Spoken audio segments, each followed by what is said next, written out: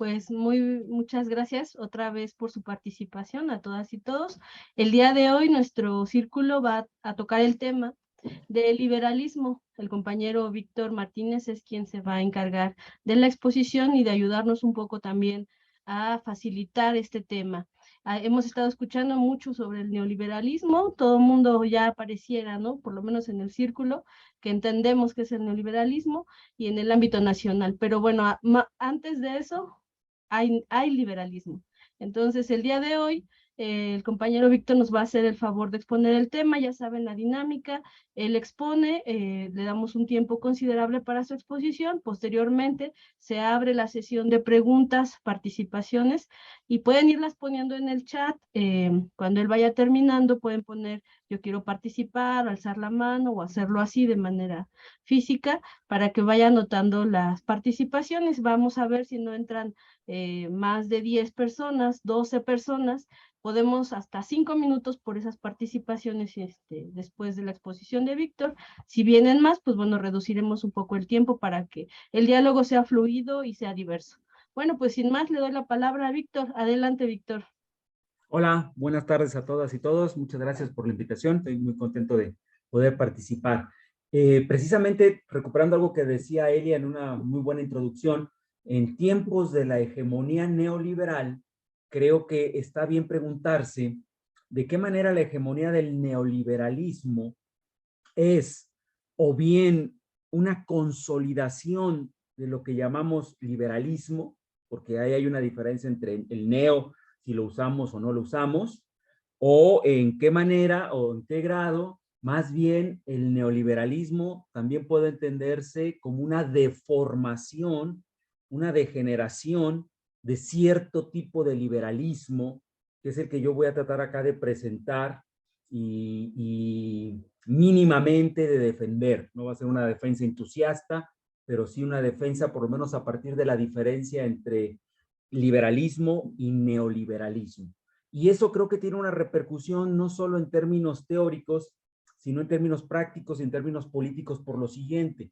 A mi juicio, es una impresión subjetiva, en la izquierda siempre hemos tenido una relación un poco problemática con el liberalismo y sobre todo en tiempos recientes, cuando por liberalismo se ha tendido a entender neoliberalismo. Y eso es problemático porque lleva a la confusión o a la tensión de la relación que puede haber entre la izquierda y la democracia liberal. Ahora estamos en un momento, digo ahora porque quizá en 50, 100 años pueda cambiar, pero ahora estamos en un momento donde la democracia se ha impuesto, se ha naturalizado como democracia liberal. Entonces, ¿qué relación puede haber entre la democracia liberal y la izquierda? ¿Qué relación puede haber entre la democracia liberal y el neoliberalismo? Son como las grandes cuestiones que quiero tratar. Para eso me parecía útil el textito que sugerí, porque era un textito muy breve, muy sintético, por supuesto insuficiente, porque son 5 cuartillitas para hablar de algo muchísimo más complejo, pero que alcanzaba por lo menos a plantear la heterogeneidad del liberalismo, que es lo que me interesa. Era un textito que no tenía empacho en reconocer que ha habido un liberalismo colonialista, imperialista, de derechas y conservador, pero también reconocía que dentro de la familia de los liberales ha habido liberalismos de izquierda, socialistas, progresistas, igualitarios. Y eso quizá es una premisa interesante. Ninguna corriente teórica, sea el liberalismo, sea el socialismo, sea el anarquismo, sea el republicanismo, es absolutamente homogénea. De una sola manera, ¿no? De una sola pieza. El liberalismo, como pasa con el socialismo, por ejemplo, pues es una familia problemática, porque hay de socialistas a socialistas, hay de liberales a liberales, como pasa en toda familia, ¿no? En los Martínez González hay de Martínez a Martínez, hay algunos Martínez que adoro, hay algunos de los que me escondo. Entonces, así pasa también con el liberalismo. Y esa heterogeneidad es importante reconocerla desde el principio. Eh, Quisiera entrar en materia planteando que el objetivo es entonces responder esas grandes cuestiones y tratar hasta donde se pueda de esclarecer cierta confusión conceptual, histórica, ideológica y también institucional que suele haber en torno al liberalismo. Empiezo por el origen, por el principio. Insisto de manera muy resumida, planteando, quería mencionar rápido algo, que si fuera de su interés, trabajos más amplios, más ricos, los voy a nombrar porque están en PDF y si les interesa se los puedo enviar, o se pueden conseguir muy económicos, por ejemplo este que se llama El liberalismo europeo, de un socialista inglés llamado Harold Lasky, que está en el Fondo de Cultura Económica, que cuesta 40 pesos. A mí me gusta mucho porque es muy crítico desde el socialismo al liberalismo. Ese es una buena texto. Este más chiquitito, también de Fondo de Cultura Económica, Norberto Bobbio, Liberalismo y Democracia, también anda como en 40 pesitos. También es muy útil para, también pensado desde el socialismo, plantear desde el socialismo una relación entre liberalismo y democracia. Y luego este otro que se llama Anatomía del Antiliberalismo, de un autor llamado Stephen Holmes, está bueno porque uno al revisar aquí a los teóricos antiliberales, se puede dar cuenta que sí puede haber algo peor que el liberalismo y que eso puede ser el antiliberalismo. Así que está bueno caer en cuenta en qué consistiría el rechazo más radical al liberalismo. Y este último otro que es reciente, por cierto, un profesor de la UACM, que se llama El debate del pensamiento político contemporáneo, y es un capítulo sobre el liberalismo, otro sobre el republicanismo, otro sobre el multiculturalismo y otro sobre el comunitarismo. También está bueno porque hace un estado del arte, un ABC muy básico sobre el liberalismo. Bueno, entonces, apelando a que esos documentos están ahí, que uno puede extender todo lo que yo voy a decir ahora, pues voy a aprovechar eso para ser muy esquemático y muy reducido, para que nos dé tiempo. Origen. El liberalismo nace con las revoluciones burguesas liberales que se enfrentarán a partir del siglo XV, XVI, XVII a las monarquías feudales y aristocráticas. Es una etapa de cambios económicos, por supuesto, religiosos, políticos, culturales. A partir de estos cambios, se va a plantear una separación entre el Estado y la sociedad que no era reconocida ni en el pensamiento clásico ni en el pensamiento medieval. Es la invención, y digo invención porque es un artificio de lo que vamos a empezar a llamar en la modernidad la sociedad civil. Para poder empezar a hablar de sociedad civil, la revolución burguesa liberal va a traer otro artificio, que es la invención del individuo. Y digo invención porque se inventa el individuo cuando se inventan los llamados derechos civiles.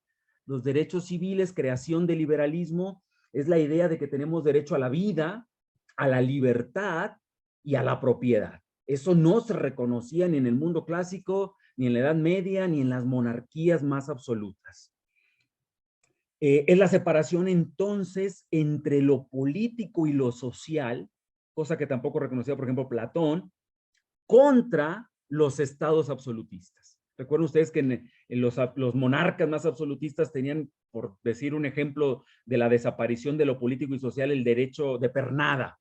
Una mujer se casaba y sin embargo la primera noche la tenía que pasar con el monarca porque no había separación entre lo político y social. Es un cambio legal porque empieza a pensarse que el individuo tiene derechos, se llamaban en ese momento naturales, cosa que también hay que discutir más adelante qué tan naturales o no son, pero son derechos naturales contra el Estado, porque el Estado en que están pensando los liberales, piensen ustedes en John Locke, es el Estado, el Leviatán, es un Estado absoluto, así que hay que ponerle límites a ese Estado. Pero también contra la Iglesia, porque los liberales van a proponer la secularización, la separación del Estado de la Iglesia, contra las corporaciones, contra los gremios, contra las familias, con todos aquellos entes colectivos que no dejen al individuo decidir por sí mismo. Norberto Bobbio, este socialista, le llamaba una revolución copernicana porque el liberalismo va a plantear la idea, a partir de la modernidad y de la visión antropocéntrica, ahora es el individuo el centro del mundo, ya no Dios, va a proponer la idea del liberalismo entonces que el individuo existe antes que la sociedad. y que por lo tanto las sociedades en las que el individuo decida participar serán sociedades en las que el individuo decida libremente pertenecer, que no puede, por lo tanto, simplemente heredar una religión, porque en esa comunidad esa es la religión dominante, sino que el individuo tendría el derecho de decir, escojo otra religión o prefiero no tener religión. Es el tránsito del capitalismo mercantilista, por supuesto, de todo este contexto, empecé diciendo cambio económico. Es muy fácil reconocer que la palanca de todo esto, como suele pasar, es la expansión de libertades económicas, ¿no? Nuevos intereses económicos que van a cambiar el mundo. En su momento, el primer capitalismo es un capitalismo mercantilista, monárquico, donde todavía el Estado y la aristocracia pueden gobernar sobre la economía, pero empieza a transitar hacia lo que llamamos el capitalismo de liberalismo económico. Con su primera formulación clásica, el dejar hacer, dejar pasar.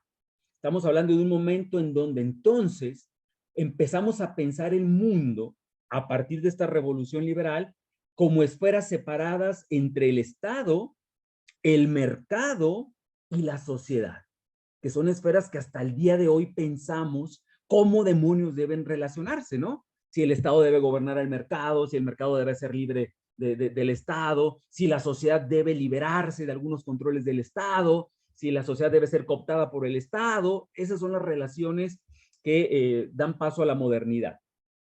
Decía que el primer liberalismo clásico del siglo XVI al siglo XIX es el liberalismo solo económico. Es un liberalismo que va a plantear una utopía, a mi juicio absurda, que es la utopía de los mercados libres y autorregulados. Que los mercados no tengan controles estatales, que los mercados no tengan controles sociales, que no haya criterios sociales, políticos, éticos para regular los intercambios del mercado, sino que se cree una zona de la ley de la oferta y la demanda. Es un primer liberalismo antiestatista. El contexto nos ayuda a entender, el Estado era el Estado absolutista, así que bajo ese contexto se va a pensar que entre más sociedad civil, que quiere decir más mercado para estos liberales primeros, menos Estado. Y de ahí va a venir como esa marca de origen de cierto liberalismo que va a plantear una relación inversamente proporcional. Si tú tienes más Estado, tienes menos libertad social. Si a ti te interesa tener más libertad social, necesitas limitar al Estado. Ese primer liberalismo también es claramente antidemocrático, porque es un primer liberalismo que va a plantear la idea del sufragio restringido. No todas las personas pueden votar ni participar en política, porque se pensaba, piensen esto que es una idea de Platón, no es una idea de capitalistas cochinos, sino que viene desde Platón, que se necesitaba para participar ser libre. Y ser libre quería decir para este tiempo tener propiedad privada, no ser analfabeto y por lo tanto incluso pagar impuestos. Es un liberalismo tan conservador que incluso cobraba impuestos para poder votar. De tal manera que con esas restricciones se podía dejar fuera prácticamente el 98% de las personas, porque se pensaba que la política solo era para los propietarios. Tampoco estaban, por supuesto, incluidas las mujeres. Ahora, ese liberalismo, con esas características que estoy resumiendo mucho, va a tener una evolución, porque en el siglo XIX, las consecuencias de la revolución industrial, las consecuencias del capitalismo desregulado, las consecuencias que los socialistas, los anarquistas, el movimiento obrero van a tematizar como la cuestión social. ¿Qué hacemos con todas las consecuencias de injusticia y de explotación del capitalismo?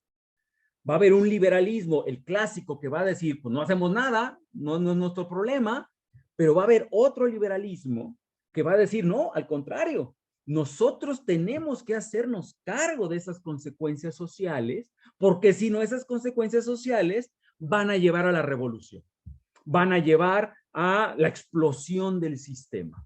Y entonces va a surgir un liberalismo que va a decir que la gente que no puede votar porque no sabe leer y escribir, no es culpa de ellos. Es culpa del sistema que en lugar de excluirlos, debería encargarse de crear legislaciones sociales para que las personas puedan aprender a leer y escribir. Asimismo, los derechos de salud, los derechos del trabajo, empezarán a ser impulsados por liberales que dentro de la familia liberal ya no serán solo los liberales económicos, sino los liberales sociales. Liberales que coquetean con el socialismo, liberales progresistas, liberales de izquierda, liberales igualitarios. Ahora, esos liberales tampoco hay problema en reconocer, no son altruistas ni son cristianos, sencillamente piensan de esa manera porque se dan cuenta que hay que salvar al liberalismo de las consecuencias del capitalismo. Es más, que hay que salvar al propio capitalismo de las consecuencias que el capitalismo está provocando. ¿Cuáles? Revolución rusa, fascismos de entreguerra, nazismo, fascismo, crisis mundial del capitalismo, eclipse de las democracias liberales a partir de los años 20. Habrá liberales que digan lo que tenemos que hacer es reformular desde dentro del sistema, incluyendo a todos los que estaban excluidos. Y ese va a ser el quiebre para hablar de esa evolución del liberalismo hacia un liberalismo que terminará siendo, junto con el socialismo, la base ideológica de lo que se va a llamar el estado de bienestar, que arranca formalmente en el 44, pero que ya tiene antecedentes desde el siglo XIX, con algunas legislaciones sociales de avanzadas. Este nuevo liberalismo no solo va a reconocer los derechos políticos, que el primer liberalismo no lo reconocía, derechos a la participación, al voto, reconocimiento de los partidos, reconocimiento de los sindicatos, que antes eran ilegales, pero además de los derechos políticos, va a reconocer los derechos sociales. Por eso se va a llamar estado de bienestar, porque va a ser un estado que por primera vez, siendo liberal, va a reconocer que el Estado debe tener responsabilidades sociales, debe ser el responsable del bienestar. Entonces va a ser un Estado intervencionista en lo económico, que va a reconocer las garantías y los derechos sociales al trabajo, a la pensión, a la seguridad, a la educación, incluso al ocio. Todo eso va a ser producido por un liberalismo que podemos entender a partir de su contexto. Esto es otra idea muy importante que aparece en el texto de Fernando Escalante. El liberalismo siempre se va a definir posicionalmente. ¿Por qué no Bobbio, por ejemplo, va a ser un socialista liberal? Pues porque en Italia el gobierno es fascista.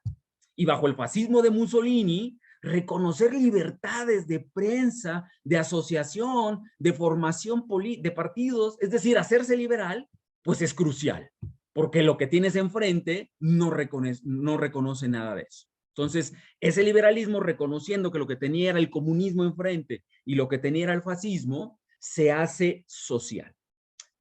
Tercer momento, un momento que voy a llamar de regresión, otra vez, de manera muy apurada. Ese programa que hoy llamamos neoliberal y que lamentablemente nos está gobernando, originalmente nace en 1938, pero desde 1938 que nace el programa, ese programa es derrotado por el liberalismo social, por la socialdemocracia y por la democracia cristiana del estado de bienestar hasta finales de los 80s, donde la crisis del estado de bienestar va a provocar esta reformulación, este cambio económico, político y cultural que a mi juicio es una regresión neoliberal. Una regresión liberal en los siguientes términos. El neoliberalismo va a plantear hay que recuperar los valores del liberalismo clásico, los valores del liberalismo solo económico que tiene como característica que define a la libertad solo en términos económicos. Entonces, es el atractivo también que lo podemos entender a partir del contexto de los 80s, el atractivo de un programa, a mi juicio, neoconservador, porque vuelve a poner por encima al mercado, por encima del Estado y de la sociedad. Es más, es un programa que identifica al Estado como enemigo de la sociedad. Recuerden toda la retórica de los 80s y de los 90s, el Estado corrupto, el Estado burocrático, el Estado impide el crecimiento económico, el Estado tiene que parecerse a las empresas. Ese es un programa que podemos ubicar hacia los 80. Ahora, luego de esta muy apretada, sintética y grosera, porque he hablado en 15 minutos de 4 siglos, es imposible, pero bueno, era nada más para ubicar un poco el desarrollo histórico y encontrar las contingencias, los cambios. No podemos hablar del mismo liberalismo siempre así, ¿no? El contexto influye mucho. Quisiera pasar ahora a algo que llamaría las confusiones ideológicas e institucionales. Con esto me refiero a que esto que mencioné está claramente ubicado en el contexto de la Europa occidental. Ahora voy a mirar rápidamente a América Latina y voy a plantear una cosa obvia. En América Latina nunca hemos tenido estado de bienestar. Así de simple, ¿no? Nunca hemos tenido un estado de bienestar universal, burocrático, que realmente funcione.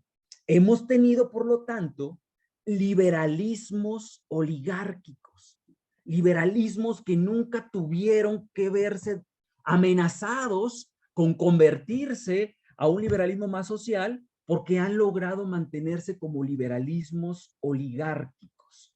Estamos hablando dentro de los liberalismos oligárquicos de una preservación y peor, una profundización de lo que llamaríamos un capitalismo de cuates, un capitalismo subdesarrollado, un capitalismo donde los intereses económicos siempre han estado por encima de los intereses políticos, estatales, universales. Un capitalismo de esos que Marx hubiera dicho, no está todavía en las condiciones ese capitalismo para alcanzar su máximo desarrollo y luego idealmente provocar la lucha de clases.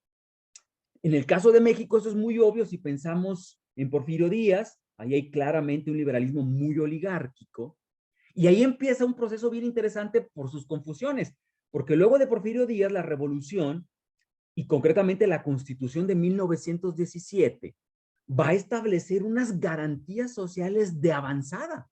La Constitución de 1917 en su momento llegó a ser identificada con algunas demandas socialistas por aquellos 3 grandes artículos, el tercero, el 27 y el 123, que le daban al Estado unas potestades y unas facultades para defender y garantizar derechos sociales. Sin embargo, esa constitución fue administrada por una hegemonía unipartidista. Y ahí tenemos un problema, ¿no? Porque al no poder tener un verdadero Estado, esa hegemonía unipartidista manejó esa constitución a su capricho, a su arbitrio. Una de las leyes de oro del PRI era a mis enemigos la ley, a mis amigos los favores, ¿no? Entonces ahí tenemos el inicio, por ejemplo, de un Estado corporativo que limitará un liberalismo más progresista, ¿no? Esas configuraciones históricas pues se dan en función de los desarrollos de cada país. Pero encima de eso, si ustedes recuerdan la visión tradicional, clásica, de la que se va a apropiar el priismo, y su creador, estamos hablando de Jesús Reyes Heroles, pues era supuestamente un liberalismo consagrado, cuando en realidad era un liberalismo deformado y mutilado por la hegemonía unipartidista. Por eso, luego, para hacer la cosa todavía más revuelta y confusa, recordarán ustedes que cuando Salinas de Gortari toma el poder, sabiendo la tradición política en la que estamos, nunca se va a animar a decir lo que toca es ahora un neoliberalismo de derecha conforme los vientos internacionales. Va a tratar de disimular eso y planteando el cambio de ideología de lo que era el nacionalismo revolucionario. Si se fijan en sí mismo es un poquito incompatible con el liberalismo, del nacionalismo revolucionario a lo que él llamó el liberalismo social, poniendo acá atrás su cuadro de Zapata y metiendo puras políticas neoliberales, ¿no? Y si lo hacemos todavía más confuso, ahora estamos en tiempos de un gobierno que nos dice que hay que recuperar el liberalismo, ¿no? López Obrador siempre se plantea como liberal. La duda es de qué liberalismo hablamos, del liberalismo juarista, en qué significa eso. Entonces, todo esto lo que quiero plantear es un poquito como estos zigzags medio sinuosos, cuyo resultado normal es pues un poquito que la cabeza la tengamos revuelta y desamueblada, porque también una cosa muy importante, una cosa es la filosofía, la ideología, los teóricos, y otra cosa es la aplicación del programa. Nunca un programa teórico ni el socialismo se tradujo fielmente 100% según las teorías, ¿no? El pobre Marx, si levantara la cabeza, pues se moriría de pena de lo que han hecho los marxistas, porque no es lo mismo la idea a la traducción siempre tosca, siempre incompleta, siempre autointeresada, siempre parcial de los principios teóricos. Bueno, confusión, para casi terminar, confusión conceptual. El liberalismo, dice el autor Escalante, tiene una raíz muy obvia en lo que llamaríamos la preocupación por la libertad individual. Insisto, hay que poner eso en el contexto de que lo que tenemos atrás es la Edad Media y contra lo que se está levantando ese principio es contra la monarquía. Ahora, el problema de eso es que todos estaremos de acuerdo en defender la libertad individual, pero vienen los problemas. ¿Y qué es eso? ¿Cómo la definimos? ¿No? ¿Qué se entiende por libertad? Es un valor, pero no es un valor que esté absolutamente definido de la misma manera para todos. El autor dice, recurriendo a un debate muy conocido, muy clásico, para algunos autores se define de manera positiva, para algunos autores se define de manera negativa, ¿no? No entro ahí, pero simplemente es como un ejemplo. Hay algunos autores que lo definen en términos clásicos y otros lo definen en términos modernos. Ahora, ¿contra qué definimos esa libertad también? ¿Contra el Estado? ¿Contra el mercado? ¿Contra la religión? También es otro tema. Ven cómo todos estos temas nos van llevando a distintas formas de entender la libertad.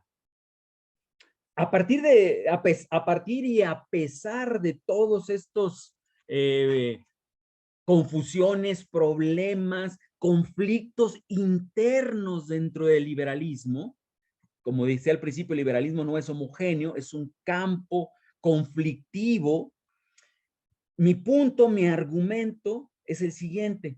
Para mí, pero es mi impresión absolutamente subjetiva, el liberalismo no es el enemigo ni de la izquierda ni de la democracia, a condición, y esto es lo que quiero más subrayar, a condición de que la izquierda lo democratice. Repito, para mí el liberalismo no es enemigo ni de la izquierda ni de la democracia, siempre y cuando la izquierda lo democratice, porque eso ya pasó en la historia. Para eso fue antes necesario el socialismo. El socialismo logró imbricarse con el liberalismo para que el liberalismo atendiera la cuestión social que el movimiento proletario estaba poniendo sobre la mesa. La pregunta ahora es, si acaso la izquierda, si acaso es una pregunta, y está en relación a algunas charlas que hemos tenido antes acá, si acaso la izquierda dejó de ser socialista para convertirse en populista, ¿qué tanto el populismo podría democratizar al liberalismo? ¿Qué tanto el populismo podría reconocer que el liberalismo no es su enemigo? ¿Y qué tanto podría ayudar a democratizar? Me parece que para eso es clave rediscutir otra vez el concepto de libertad. Rediscutir que la libertad no solo puede ser económica. Ese es el triunfo del neoliberalismo. Habernos hecho creer que somos libres porque somos capaces de consumir en el mercado, porque somos clientes en lugar de ciudadanos. ¿Qué tanto volver a repensar la relación dinámica entre el Estado, la sociedad y el mercado? En esa relación, ¿qué se regula? ¿Qué debemos regular? ¿No? Pero también, ¿qué se libera? Porque si lo queremos regular todo, vamos a terminar con el Estado priista que producía bicicletas o era dueño del Atlante. Dice, no, ¿y eso para qué? ¿No? Pero si lo liberamos todo, vamos a terminar en el neoliberalismo. Entonces, ese es el tema, ¿no? Que no tenemos una varita mágica, un algoritmo, sino una discusión pendiente. ¿Cómo debe darse la relación entre el Estado, la sociedad y el mercado? Porque necesitamos a los tres. Al final de cuentas, es el dilema de toda la vida, la relación entre el orden y la libertad. Por una parte, todos estamos a favor de la libertad, queremos ser libres, Pero también si queremos vivir en una sociedad que llamemos justa, necesitamos admitir algún tipo de regulación de las libertades. ¿Qué libertades se pueden regular? ¿Cuáles sí, cuáles no? ¿En función de qué? ¿Cuáles serían los límites para ciertas libertades que podríamos entender como límites racionales, ¿no? No como esclavitud, no como imposición. Cierro. Conclusiones absolutamente preliminares, todas conjeturales y todas debatibles. A mi juicio, el éxito del liberalismo, lo que lo haría a mi juicio indispensable, es que el liberalismo plantea básicamente dejar que el individuo elija, que no elijan las comunidades en las que nace por él, que el individuo elija aunque se equivoque, porque en eso consiste ser libre, ¿no? En poderle decir al padre, déjame elegirme, aunque el padre diga, no, porque te vas a equivocar, yo elijo por ti. Ese padre puede ser el papá biológico, puede ser el Estado, puede ser la iglesia, puede ser el sacerdote, puede ser la madre. En este México sobrevivir a la madre es una proeza heroica, ¿no? Porque siempre cree que va a elegir mejor por ti. Dejar que el individuo elija aunque se equivoque y aunque a lo mejor quiera cosas contra la comunidad, porque en eso consiste ser individuo, individualizar las decisiones, aunque a lo mejor eso me lleve en una familia guadalupana a considerarme ateo. Segunda idea, el liberalismo es un mal necesario. Fíjense cómo lo trato de defender como a partir de reconocer sus problemas. Es un mal necesario. Yo creo que es una condición necesaria, pero no suficiente. Lo necesitamos, pero no basta solo el liberalismo. Por eso digo condición necesaria, pero no suficiente. ¿Qué necesitamos? Recuperar el liberalismo más integral, más social, más progresista, más de izquierdas, contra el neoliberalismo. Y para eso necesitamos, otra vez, acompañar al liberalismo con ideologías más sociales. Pueden ser el socialismo, puede ser el populismo, puede ser el republicanismo, puede ser alguna nueva ideología, porque el liberalismo lo necesitamos, pero que no esté solo. Necesita verse acompañado, cuestionado, vigorizado con otras ideologías. Ahora, para que el liberalismo funcione, y esto es algo que muchos liberales conservadores no quieren reconocer, para que el liberalismo verdaderamente funcione para todos y no solo para poquitos, el liberalismo presupone ciertas condiciones materiales y sociales. El liberalismo funciona cuando las condiciones de pobreza no son como las que hay en México, no son como las que hay en muchísimos lugares, cuando las condiciones de desigualdad no son obscenas como las que vivimos. Por eso funciona, cuando no hay esas condiciones, funciona más para unas clases y termina siendo un liberalismo clasista. Si queremos que el liberalismo, según sus principios universales, sea para todas y todos, sea universal, se necesitan ciertas condiciones materiales y ciertas condiciones sociales. Sin ellas, se convierte en un programa de aburguesamiento conservador. Pero cuando tenemos esas condiciones materiales y sociales, puede ser un programa de una burguesía progresista. Último punto. Un problema de liberalismo, si quieren problema o enigma o incluso atractivo, eso ya dependerá de cada persona, es que el liberalismo, esto lo decía, por ejemplo, Octavio Paz, nunca te va a ofrecer el sentido de la vida. El liberalismo no tiene que ver con eso.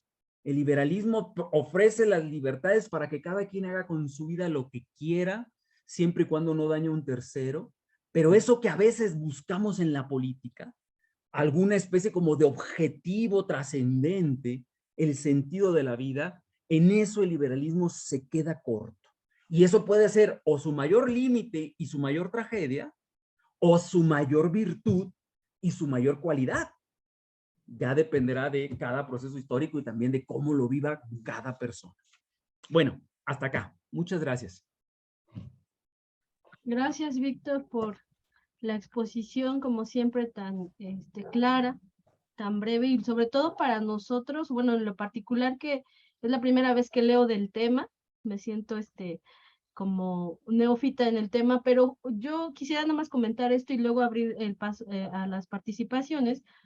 en el sentido que cuando yo leí lo que nos recomendaste, la verdad es que me quedé con la idea de que este liberalismo pues es propuesto desde una clase dominante, una clase letrada, y por ende va a tener los mismos valores y sentidos, ¿no?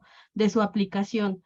Ver que la diferencia entre el liberalismo francés o inglés, al final de cuentas, lo que busca, desde mi punto de vista, busca conservar una élite, que eso también fue un tema que en algún momento se tocó, estas élites necesarias en las que yo pienso que no son necesarias. Y ya nada más para terminar, pensaba también cómo se construye esta idea del individuo a partir de un tipo de cultura. Porque si yo recuerdo en el pueblo de mi papá, en La Colula, en Oaxaca, por ejemplo, la comunidad no se piensa tan individual desde el nacimiento, vamos a decirlo así.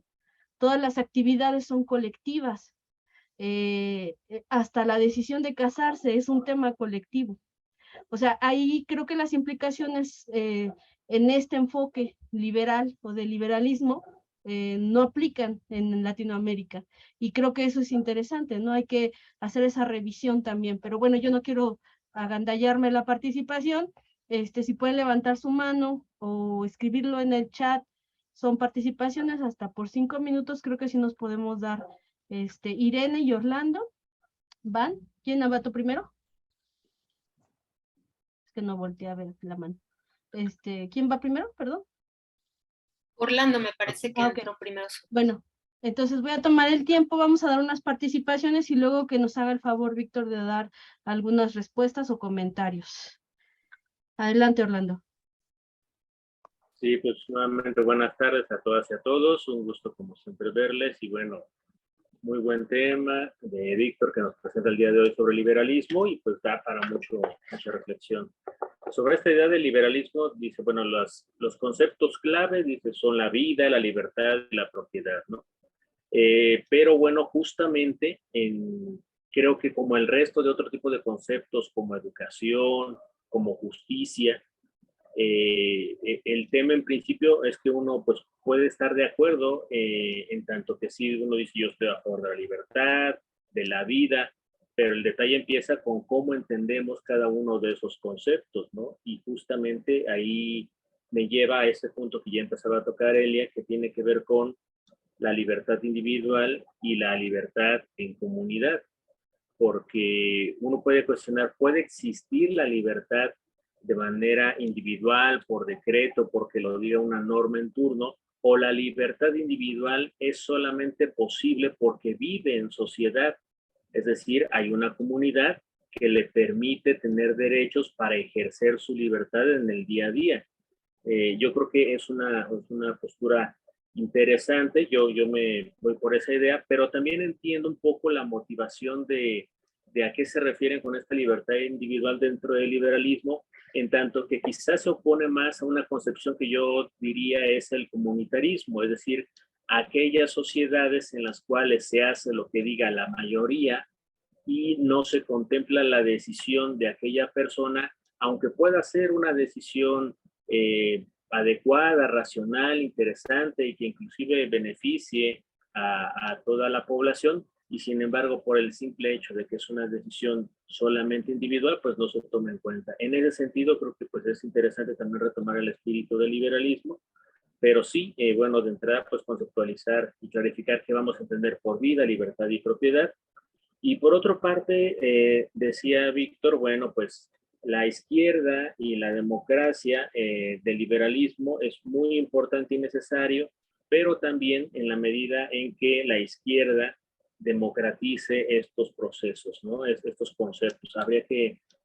No me quedó tan claro en qué sentido habría que democratizarlos. Yo diría más bien en qué sentido se van a entender estos conceptos, a qué vamos a llamar izquierda, a qué le vamos a llamar democracia, porque justamente el origen del liberalismo y del neoliberalismo, justo ahora que estamos en periodo de la reforma política electoral, me parece que en parte tiene mucho que ver con esta democracia estadounidense, esta democracia que se dice liberal, que predomina de los grandes intereses económicos, de las grandes empresarias, los grandes empresarios, que solamente ellos, a partir del dinero que tienen, pueden influir en la toma de decisiones de la llamada democracia norteamericana. y eso nos deja a nosotros como México y sobre todo como un posicionamiento de izquierda en la imposibilidad de hacer un ejercicio democrático bajo esa concepción de democracia, lo cual me parece que no es una auténtica definición de democracia y que, bueno, pues habría que profundizar en tanto que la democracia en la izquierda se debe de defender a partir de la dignidad de los seres humanos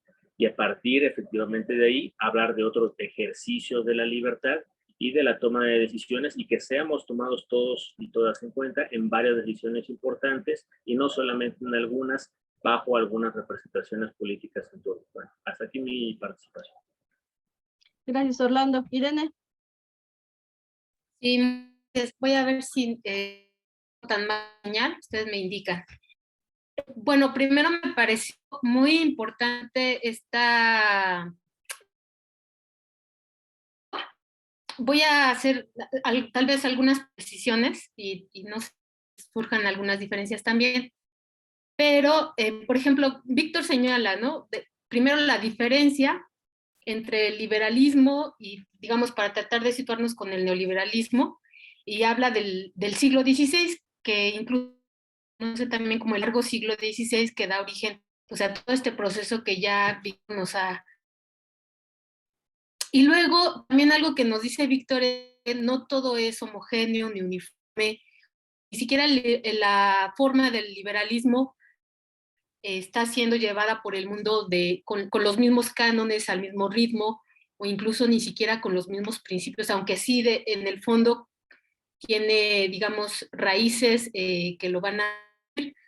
Pero, por ejemplo, eso implica que haya la posibilidad de los... Cuando, por ejemplo, también nos dice, ¿no? Como el neoliberalismo puede ser una eso del liberalismo que se planteó después del siglo XVI. Como que se corta, mejor si puedes cerrar tu cámara y ya puedes seguir hablando, es que de pronto se corta alguna palabra, por favor. Sí, sí, tengo muy mala señal, a ver si lo logro, si no ahorita busco por el celular. Estoy esa. Entonces, ustedes, entonces, yo que quería incluso señalar, por ejemplo, en estas posibilidades del retroceso histórico, por ejemplo, el caso de esta etapa de la Revolución Francesa se da, que se conoce como la coreana, y que es, digamos, provoca la caída de Robespierre y que además se desata un proceso de terror y de calumnias, ¿no? Nada más que ahí no habían redes sociales, y de desapariciones de muchos miembros de muchas familias. Por supuesto, es la caída, es un golpe de Estado que se da a la República Francesa después de la Revolución Francesa y se le da paso a los republicanos pues, conservadores, ¿no? A estos jacobinos, a este pensamiento, ¿no? Jacobino, que genera mucho terror. O sea, es decir, incluso dentro del liberalismo, que es un poco a lo que voy, pueden incluso dentro del liberalismo haber retrocesos. Y, digamos, uno de los retrocesos es esta configuración también neoliberal actual que vivimos durante los últimos 30, tal vez 40 años. Entonces, esa es, digamos, una parte que me interesa como remarcar. Luego, pues por supuesto que Marx incluso decía, ¿no? Por citar a Marx, dice, es fácil, decía Marx, es fácil proclamarse en favor del liberalismo frente al absolutismo, ¿no? Entonces, efectivamente, cuando se tiene un Estado absolutista, es, digamos, es políticamente correcto, es muy fácil abanderar desde el liberalismo estas propuestas, aunque a veces en el fondo hayan otro tipo de intereses, ¿no? También de poder, de querer estar, ¿no? En el lugar que en ese momento están ocupando.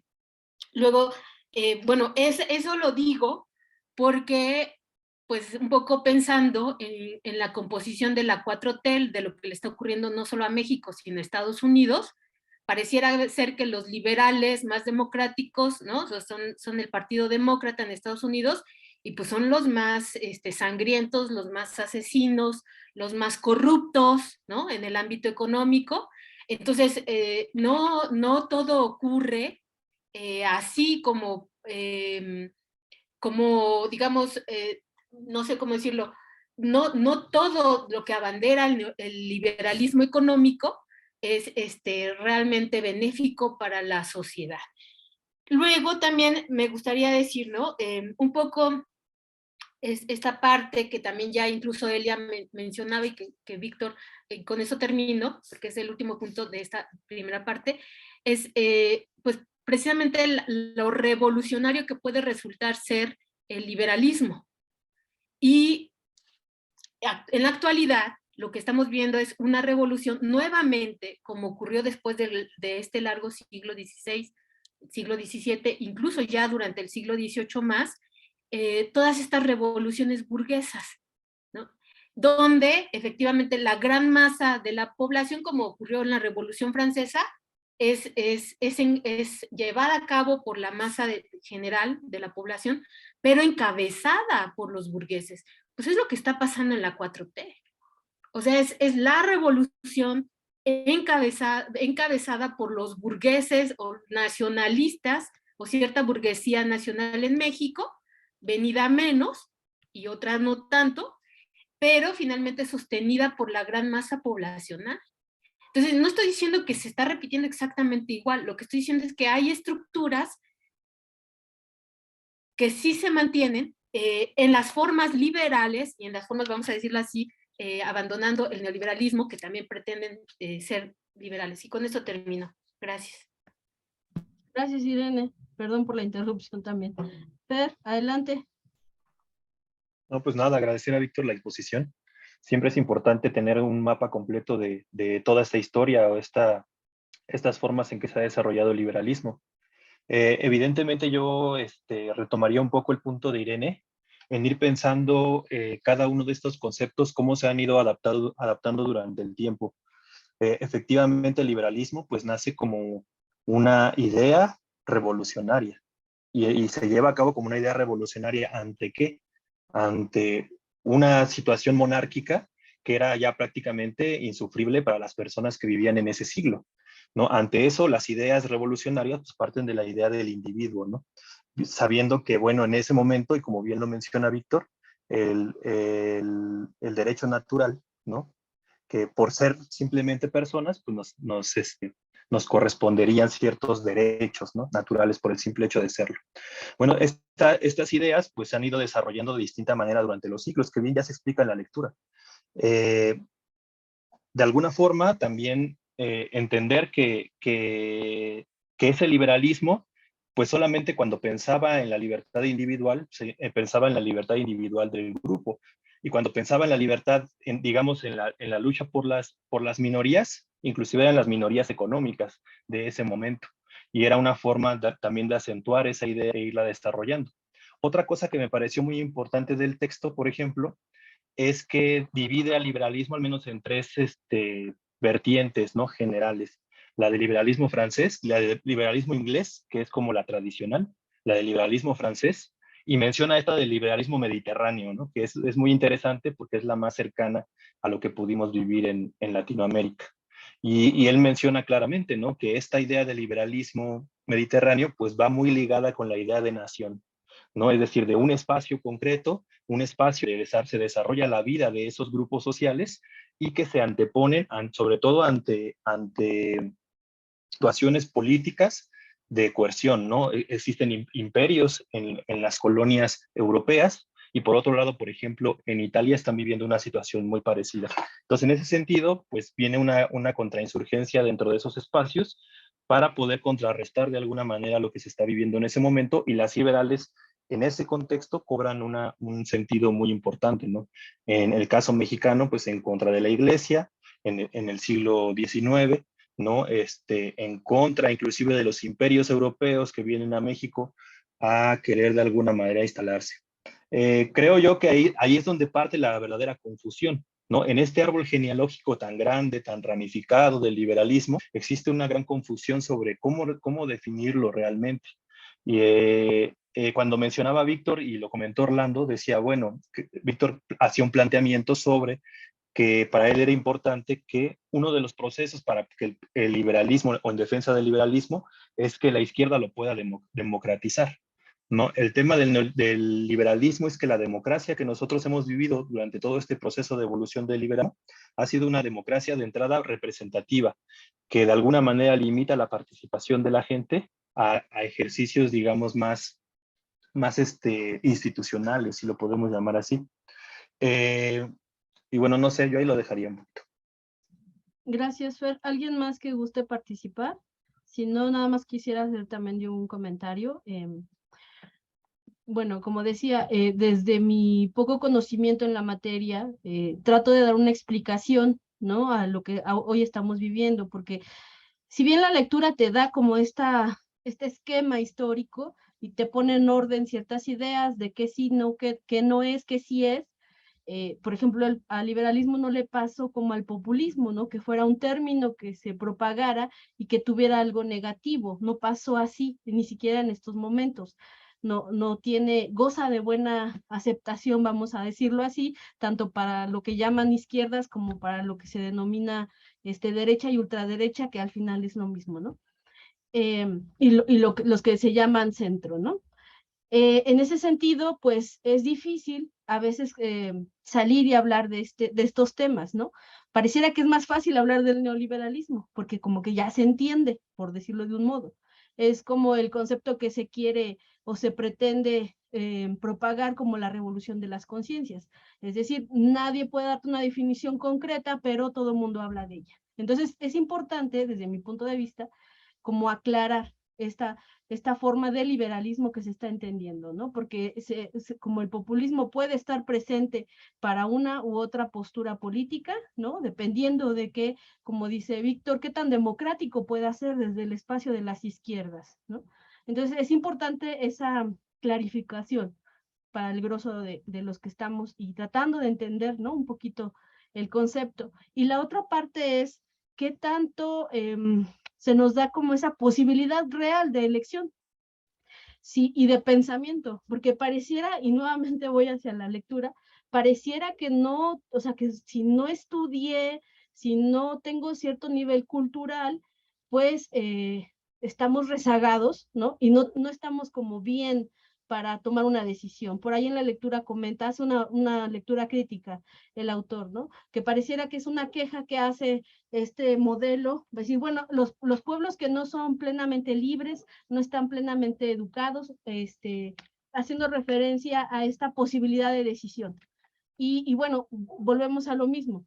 ¿Qué se entiende por esta posibilidad de educación? Es un tipo y es un formato de educación e incluso es un tipo y un formato de pensamiento analítico al que se nos quiere dirigir, ¿no? O sea, si nosotros, escuché mucho esto en todas las asociaciones civiles en las que participé, desde los 90 hasta los 2000, 2010, en la que dicen, está mal que la gente no tenga educación, está mal que la gente sea pobre, está mal, entonces se les da financiamiento a estas asociaciones civiles u organizaciones para que hagan el trabajo con la población. Y entonces ahí nos difunden conceptos neoliberales, en donde no te va a de verdad hacer una posibilidad analítica y libre de pensamiento, sino nos van a adiestrar para decirnos el empoderamiento de la mujer, etcétera, la democracia que hoy se habla. Incluso haciendo esta crítica y autocrítica al partido, ir a dar a explanadas una plática sobre la reforma electoral, eso no es formativo, ni es revolución de conciencia, ni es nada. Porque a la gente ni siquiera se le está preguntando qué entiende por democracia y qué tipo de democracia quiere, y las limitaciones o los alcances de esta reforma electoral. Las de entrada se da por hecho que todo el mundo va a saber, que los que están enfrente saben, lo cual también es una falsedad. No siempre el que está enfrente explicando algo es el que sabe. Y bueno, en esta revoltura de ideas que estoy haciendo al final, tiene que ver por estos conceptos que se manejan del bienestar, el liberalismo, libertades individuales, ¿qué tanto de verdad se considera esta libertad de pensamiento? Si, bueno, dicen, yo no fui a la escuela, sé leer y escribir, pero no puedo, hay textos a los cuales no accedo. ¿Acaso no tengo la posibilidad de racionalizar lo que está pasando, tomar postura y no solo ir a votar, sino a ejercer mis derechos políticos? Es decir, estas limitaciones existen porque se han difundido de un modo u otro de manera institucional incluso. Creo que va más allá. Creo que este liberalismo, como lo plantea, la posibilidad de una democracia, no anula el pensamiento particular, pero el pensamiento particular también nacido desde una colectividad, creo yo. Pero bueno, por ahí va mi pensamiento, mi disquisición. ¿Alguien más que quiera participar? Y si no, para darle la palabra a Víctor para que pueda responder algunas cosas, ¿no? Bueno, adelante, Víctor. Ah, no, Gabino, perdón. Gabino. Gabino.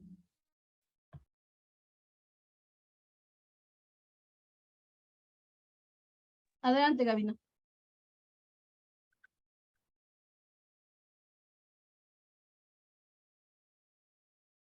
También por la conexión, a lo mejor tiene problemas. No se escucha. De todos modos, no se estresen. Si hay algún problema de audio, te volvemos a dar en la siguiente ronda la participación, pero si ahorita puedes intentar, Gabino, activar o escribir algo para que podamos saber tu participación. Porque hace rato sí te escuchábamos y ahorita no te escuchamos. Si algo pasó, o te quieres salir y volver a ingresar. Ok. Bueno, entonces le damos la palabra a Víctor y esperamos luego que sea la primera participación de Gaby, ¿no les parece? ¿Sí? Okay. Bueno, gracias por todas sus preguntas, dudas, cuestionamientos, que son los que más valoro. Voy a empezar por algo que decía Elia, que dice Elia, y siempre lo presenta así como una idea muy simple, pero son súper ricas los planteamientos que hace Elia, y me gustan mucho porque me hace un montón pensar.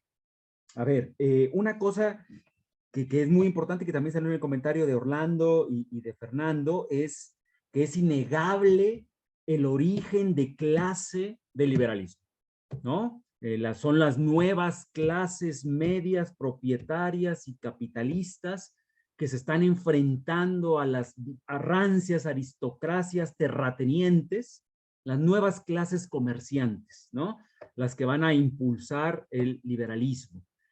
Ahora, eso como sello de origen puede pasar, pero eso ya depende de los procesos históricos, de las naciones, de los países, las coyunturas, incluso de las personas, que hasta el siglo XXI todavía tenga un pozo como de ese clasismo. Hay liberales del siglo XXI que siguen pensando como el siglo XVI, que las masas son incontinentes, que las masas son ignorantes, y uno puede perfectamente encontrar liberales conservadores del siglo XXI diciendo cosas tan anacrónicas como López Obrador gana porque manipula a la gente que es ignorante, lo cual es un absurdo, ¿no? Es una cosa espantosa, pero que tiene que ver con esta idea originaria de las masas descontroladas, desorganizadas.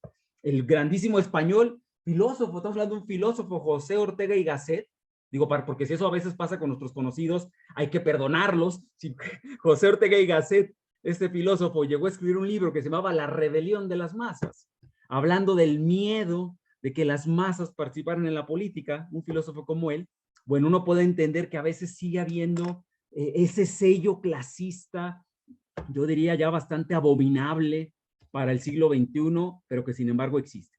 A eso también hay que sumarle, él habló de la educación, piensen en México, la educación que tuvimos fue cómo formar un tipo de mexicano educado, moderado, contenido, racional, clase mediera, ¿no? El sueño de la burguesía. Y muchos mexicanos fuimos educados en esa idea, ¿no? De tal suerte que uno puede escuchar a gente a veces viendo la tele y decir, pero ¿cómo este cuate todo gordo y que el pelo largo puede estar diciendo cosas? En lugar de estar escuchando lo que está diciendo la persona, inmediatamente viene una crítica clasista al aspecto de la persona, ¿no? Entonces, bueno, pues es obvio que hay esos remanentes dentro del propio liberalismo. Pero también podemos reconocer liberalismos o personas liberales que afortunadamente se han despojado de ese clasismo y que precisamente piensan en términos más democráticos, que lo que significa el liberalismo no es que haya un tipo de mexicano ideal, correcto, sino que lo que significa es que debe haber derechos iguales para todos. Por si uno quiere tener el pelo rojo, otro quiere cambiarse de sexo, adelante, ¿sí? Entonces, eso es lo que pasa con la familia liberal y a veces las adaptaciones que muchas veces cada uno hacemos, como lo vamos entendiendo, como lo fuimos heredando. Ahora, Orlando hace una cosa bien interesante que se vincula con un comentario también de Elia. Estos derechos civiles que se plantearon, los primeros derechos que se le van a reconocer a las personas, el derecho a la vida, el derecho a la libertad y el derecho a la propiedad, es bien interesante lo que dice Orlando. Es muy importante siempre ver cómo se define cada concepto dentro de cada tradición teórica. Porque por fortuna el liberalismo no es la única tradición teórica. Tenemos el republicanismo, tenemos el socialismo, tenemos el anarquismo, el comunitarismo, el multiculturalismo. Así que no caer en el error, porque eso sería hacerle un flaco favor a los liberales, sería el sueño de los liberales, pensar que sus definiciones son las únicas posibles, ¿no? Contra ese sueño de imperialismo cognitivo, nunca perder de vista que, bueno, tú lo estás definiendo dentro de la tradición liberal, pero yo puedo oponer esa definición de ese concepto a otra definición desde otra tradición. Y ahí entra el tema de que dentro del mejor liberalismo también hay que evitar quizá la confusión de pensar que la libertad individual que ellos promueven se opondría a reconocer que los individuos somos seres sociales. El individuo nunca, el liberalismo no plantea eso. Lo que plantea es que los términos se invierten. Es decir, ahora, a partir de las decisiones del individuo, se crearán las organizaciones, las asociaciones, las familias, los grupos sociales a los que el individuo decida libremente pertenecer. Es una inversión en términos problemáticos, a mucha gente no le convencerá, pero eso nos lleva al ejemplo que ponía Elia. Pueden perfectamente persistir tradiciones donde el matrimonio es una decisión colectiva y tradiciones generalmente más urbanas, ¿no? Más caóticas, DF, donde el matrimonio es un contrato civil. Tú no puedes matrimoniarte si no decides individualmente decir sí, seguramente escogiendo a alguien a quien tu mamá no le gustará, o tu papá dirá, es un bicho, no te merece. Bueno, pues individualmente contra el colectivo yo elijo hacer un contrato civil y así también puedo elegir, por ejemplo, divorciarme de manera expresa en el DF, un contrato, el divorcio también es un contrato civil, en media hora me puedo divorciar. ¿Sí? Entonces, ese es el problema, que se invierten los términos y el individuo tendrá que decidir estar en un grupo, por ejemplo ¿saben qué? Ya no me gustó este grupo de Tláhuac y ya dejo de estar. Sin tener que rendir cuentas, sin tener que pagar una cuota, porque ya no encontré algo que individualmente me interesara. Por supuesto que esto trae un gran problema. Lo social se hace más complejo, porque deja de tener esos referentes obligatorios, porque en el balance empiezan a pesar más los derechos individuales que los deberes colectivos. Ese es un problema. Pero el más problema sería, no, dejemos de reconocer los derechos y que se sigan imponiendo siempre los deberes. Ese es el tema, ¿no? ¿Cómo logras un equilibrio entre derechos y deberes? Ahora, ¿cómo democratizar por medio de la izquierda el liberalismo? La pregunta que hacía Orlando, que también comentaba Fernando. Hay varias maneras. Una primera que se me ocurre, precisamente ligada a lo que decía Orlando, es que los valores, los derechos y los valores no debieran tener solo una definición. No debiéramos asumir acríticamente, bueno, la propiedad es lo que John Locke dijo que era, el padre del liberalismo clásico, John Locke. Si ya lo dijo John Locke, ya no le podemos mover. Pues claro que le podemos mover. Porque, por ejemplo, la propiedad, y esta sería una manera de democratizar el liberalismo, deberíamos discutir qué tanto es o no un derecho natural, o más bien es un derecho social, ¿no? Y podríamos discutir la necesidad de establecer límites a la propiedad privada, que es lo que el neoliberalismo intenta naturalizar, que nadie se meta con la propiedad. ¿Por qué no? Intentar crear otros sistemas jurídicos, otras formas del derecho que limiten la propiedad, lo que se llama garantismo social, para que la propiedad ya no sea acumulación, acumulación, acumulación, ¿no? Esa es una forma, por ejemplo, de democratizar el liberalismo. Otra forma sería recuperar lo que el liberalismo una vez aceptó con el socialismo, impuestos progresivos a la riqueza. Imagínense que aparecieran en las campañas electorales, no va a aparecer lamentablemente en los 2024, pero que apareciera impuestos a la riqueza, que más pague el que más gane, ¿no? Porque necesitamos mayor hacienda pública para la salud, para la educación. Entonces, ahí hay, por ejemplo, otra manera. Otra, ustedes mismos lo sugirieron, pensar otras formas de representación, no solo la representación liberal, partidaria. Ahí yo solo agregaría el matiz, no sé si Fernando esté de acuerdo, yo agregaría además de la representación partidaria liberal. No veo por qué elegir entre una y otra. Podremos mantener unas y enriquecerlas, vigorizarlas con otras formas de representación. Otra manera de democratizar, pensar que la democracia liberal no tiene por qué solo ser institucional. Necesitamos el papel de los movimientos sociales para desinstitucionalizar lo que a veces se osifica en los parlamentos, en las cortes. Necesitamos movimientos sociales que democraticen, que politicen temas que a lo mejor los partidos no quieren recuperar, no quieren politizar. Todo eso también lleva mucha razón, Orlando, ciertamente, y esto no casualmente está vinculado con el retroceso del liberalismo, con lo que bien dijo Irene, es el modelo de democracia norteamericano el que se ha impuesto, no casualmente, porque después de la Guerra Fría ese modelo se reivindicó como el que ganó. Entonces, no casualmente ese modelo se ha pretendido exportar e imponer como el modelo dominante. Pero aquí estamos discutiendo que se podría incluso criticar y desdemocratizar desde un liberalismo más rico, más creativo, más exigente, más social, más igualitario. Claro que no es fácil, dice Irene, con el gran ejemplo que pone. Fíjese cómo la Revolución Francesa, siendo lo que es y pasó a la historia como lo que es, fue todo menos un proceso lineal, ¿no? Grandes ideales, grandes valores, libertad, igualdad, fraternidad. Ok, ¿cómo los aplicamos?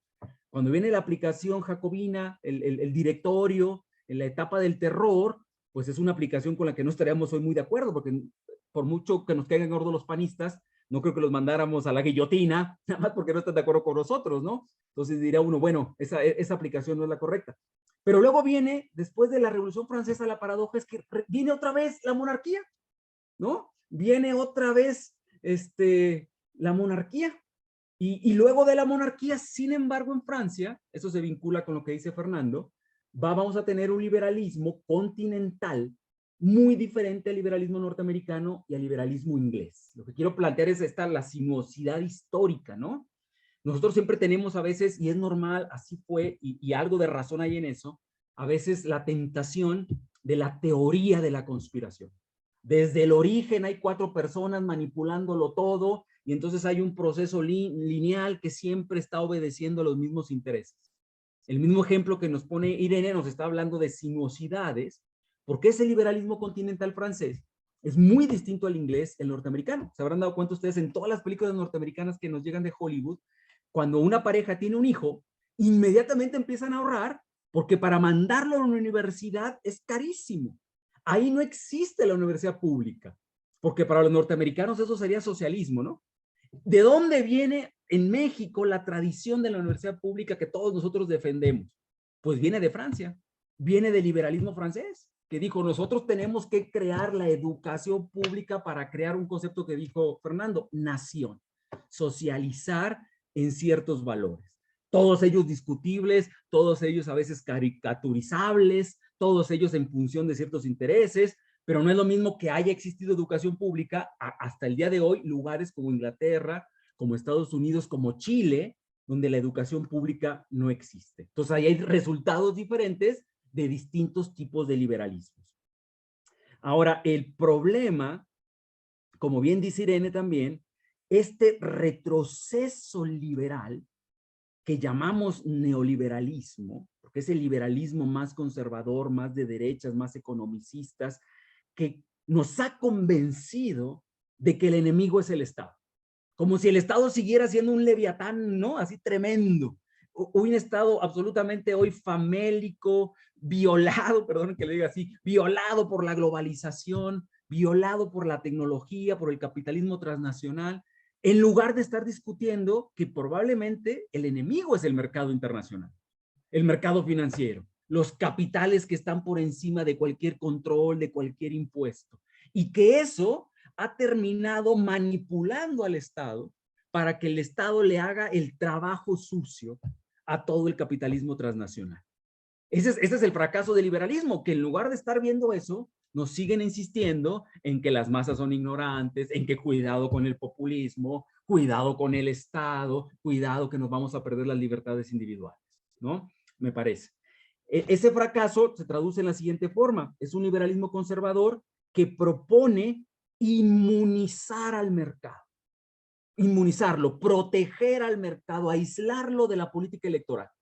Porque la política electoral es cambiante, puede llegar Peña, puede llegar López Obrador, puede llegar Fox, independientemente del que llegue, blanco, rojo, azul, el mercado sigue. La política económica está por afuera de la política electoral.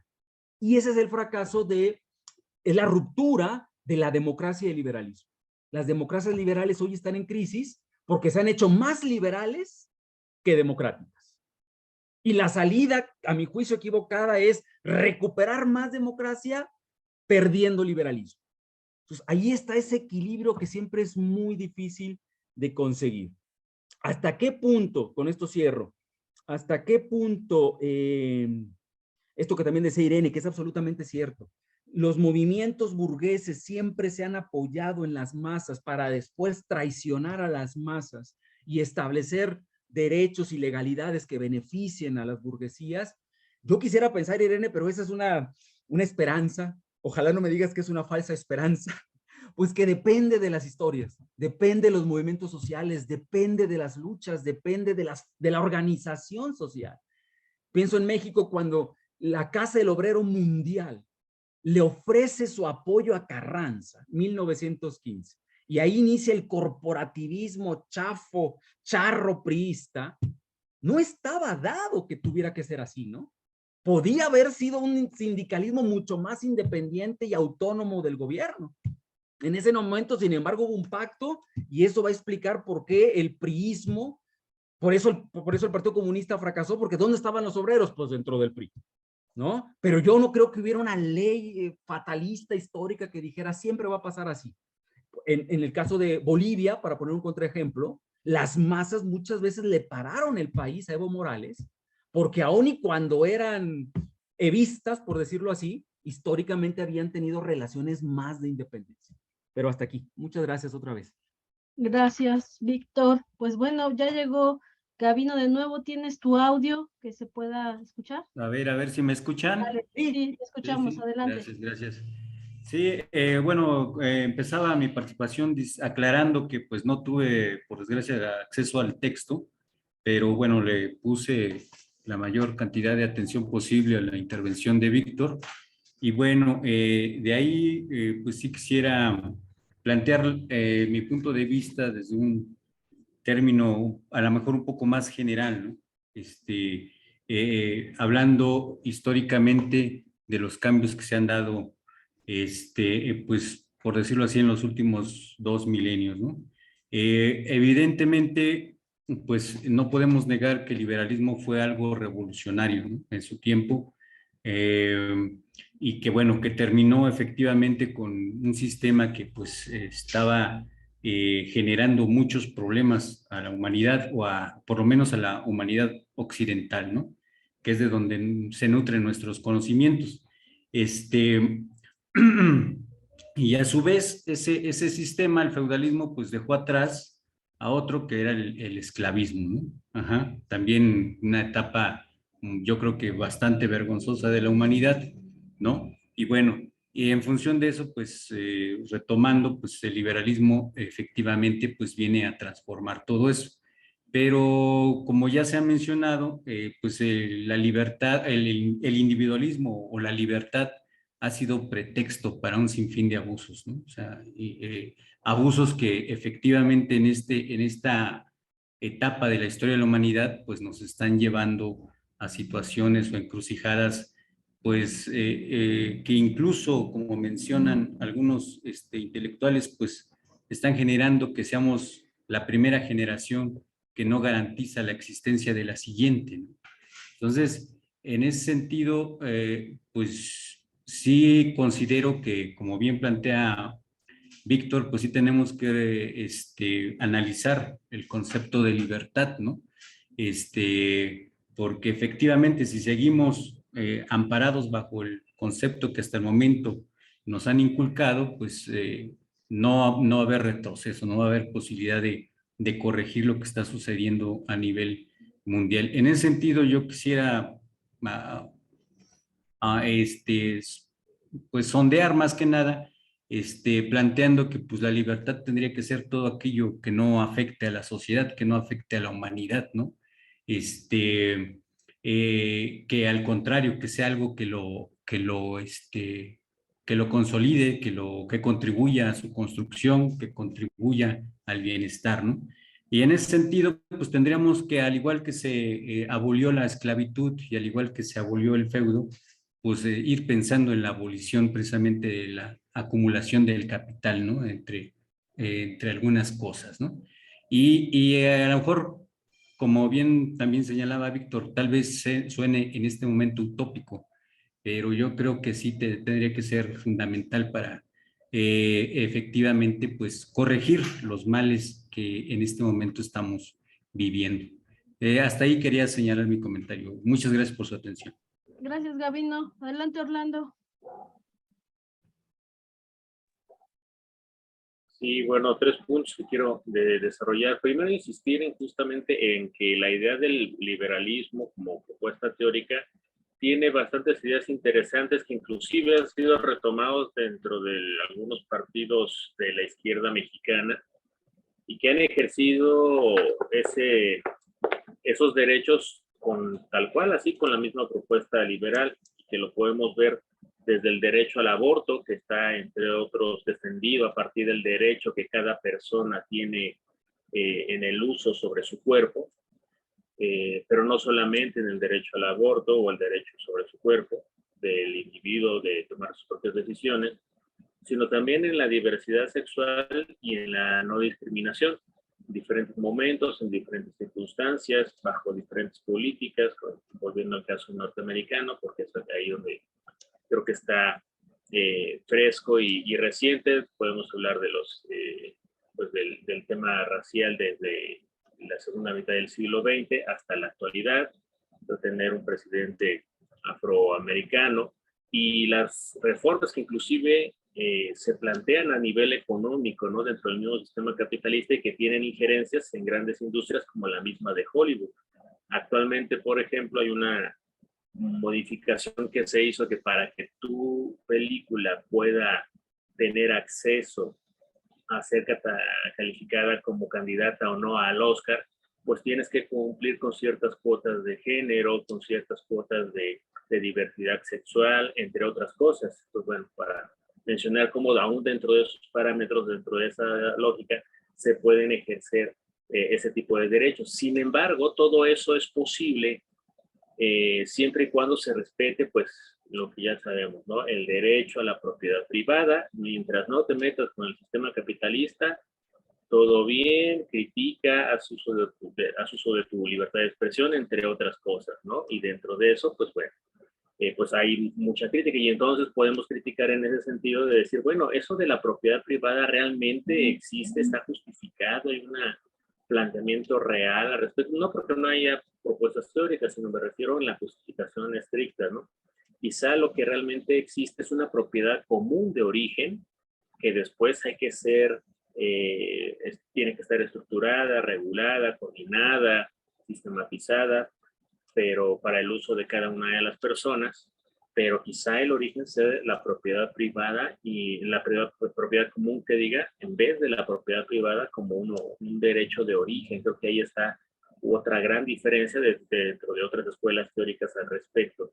Y a su vez eso me lleva otra vez al ejercicio de cómo se va a entender la libertad individual. Claro, por supuesto, en una propuesta liberal está la libertad que cada individuo tiene de asociarse o no a determinado grupo o no. Eso está ahí, pero la pregunta que yo hacía o el cuestionamiento que yo hacía era en el sentido de cómo podemos justificar el ejercicio de que una persona es libre o no, porque ahí ya se está presuponiendo que ya de entrada los individuos, las personas son libres, como si fuera algo por decreto o por naturaleza, y entonces después viene un ejercicio de ese derecho al asociarse con una comunidad o con otra, pero eso no se está presuponiendo, no se está justificando. Y yo creo que ahí está el engaño y ahí está la falsa inversión de que, bueno, entonces la libertad empieza con el individuo y no en la sociedad. La sociedad es la que te permite generar condiciones para ejercer tu libertad, para tener derechos, para tener deberes y responsabilidades, y creo que es ahí donde está el centro, ¿no? Y bueno, por último, planteaba en esa misma línea esta idea de la tensión entre derechos y deberes. Yo creo que hay un tema de toma de conciencia que creo que sí es necesario de trabajar en la sociedad, sobre todo porque eso genera organización, disciplina, que es muy importante, sobre todo en un partido de izquierda como Morena, donde mi derecho es el deber de otra persona y a su vez su derecho es mi obligación. En esa medida debe de estar dada la relación entre derechos y obligaciones, y creo que, bueno, es una idea bastante importante que hay que desarrollar para entonces sí hablar de una comunidad de seres humanos libres. Gracias, Orlando. Irene. Gracias. Bueno, yo quisiera comenzar justo por esto que Orlando está poniendo sobre la mesa, porque me parece que sí habría que seguir discutiendo esta parte, ¿no? Sí hay una inversión, digamos, pone de cabeza el liberalismo de algo esencial en la humanidad, y es que nosotros no nacemos como individuos, nacemos como sociedad, o sea, dentro, y nos vamos individualizando conforme vamos desarrollándonos al interior del grupo social. Y así, o sea, parece todo invertido, al revés, dice Marx, un quid pro quo, ¿no? O sea, todo al revés, intercambiando las cosas. Entonces, cuando el liberalismo lanza dentro de su, digamos, su constitución, vamos a decirlo así, que además se establece en todas las constituciones políticas del mundo, político en la actualidad, ¿no? Que el individuo es la base de la sociedad, pues no solo es una falsedad, ¿no? Sino históricamente eso no ha sido así. Tanto el lenguaje como incluso Engels lo plantea, ¿no? La transformación del mundo en hombre, ¿no? Es el trabajo, ha sido el trabajo colectivo lo que nos ha dado esta oposición, ¿no? Del pulgar con la mano, nos ha desarrollado el cerebro y con ello el lenguaje, porque nos sentimos obligados a comunicarnos y a transformar nuestras relaciones sociales.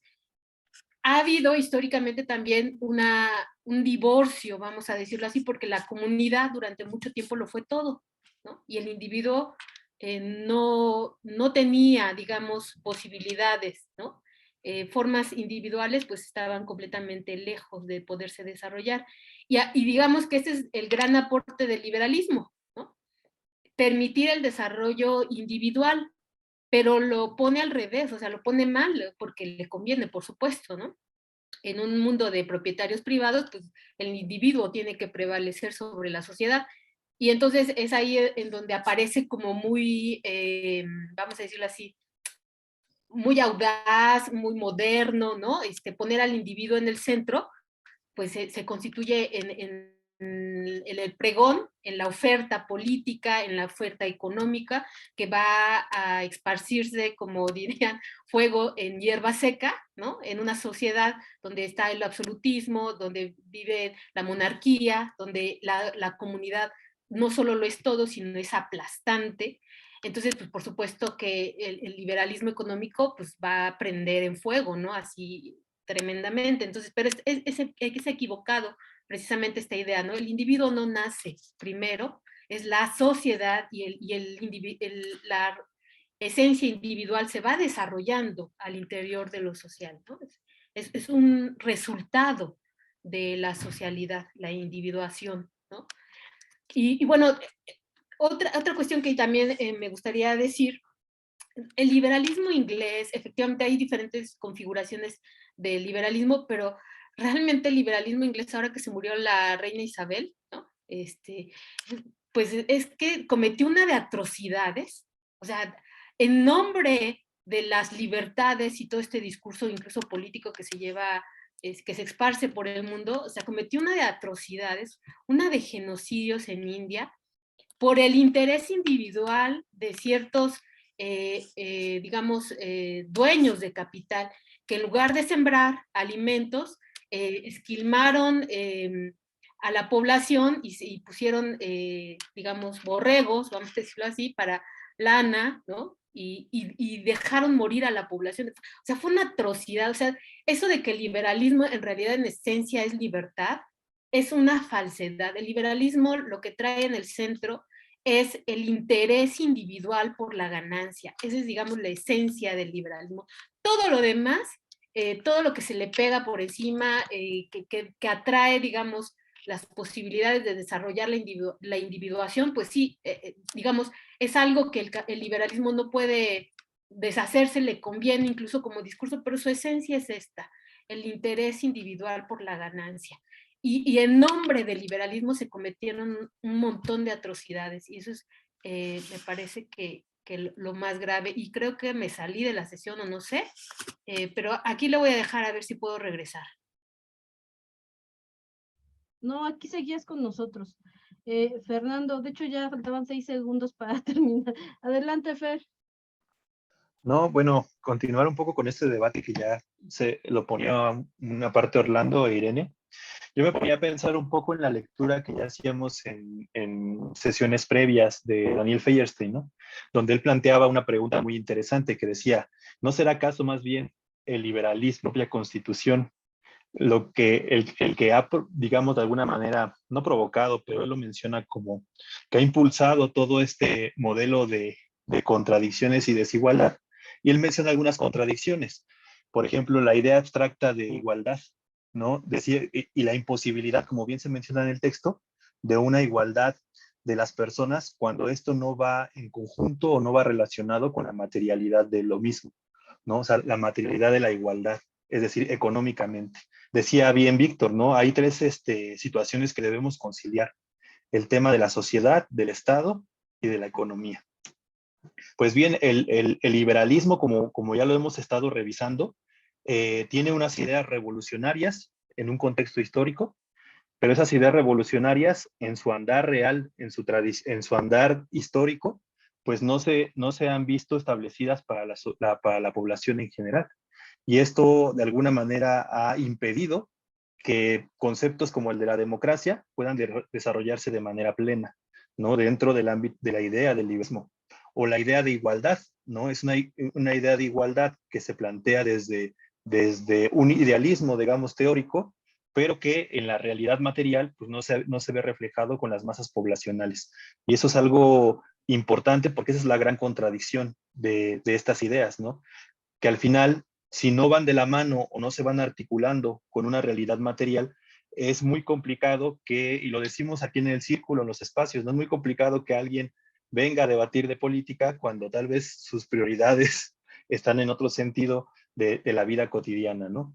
Es muy difícil a veces poder conciliar este tipo de situaciones. Y es ahí donde veo yo que hay un tope, ¿no? Decía también Víctor, bueno, recordando el asunto de la democracia, ¿no? Que la izquierda una manera sería que la izquierda pueda retomar, pueda democratizar de alguna manera la idea liberal. El tema es que lo que yo he escuchado eso de manera particular, los discursos más liberales, inclusive de la derecha mexicana, retoma estas ideas generales del liberalismo, pero de alguna manera ocultando la realidad material, ¿no? Es decir, somos iguales, en México somos iguales, en México tenemos los mismos derechos, tenemos que luchar por los derechos individuales. Sin embargo, pues la situación económica del país, la situación en que viven las personas en cuanto al salario, en cuanto a la forma de desarrollar su vida, pues sigue permaneciendo de alguna manera intacta, ¿no? Y eso, pues, digamos, se convierte en un discurso abstracto que de alguna manera tiende al ocultamiento de lo que decía ya Irene, ¿no? De la defensa, digamos, de grupos e intereses particulares.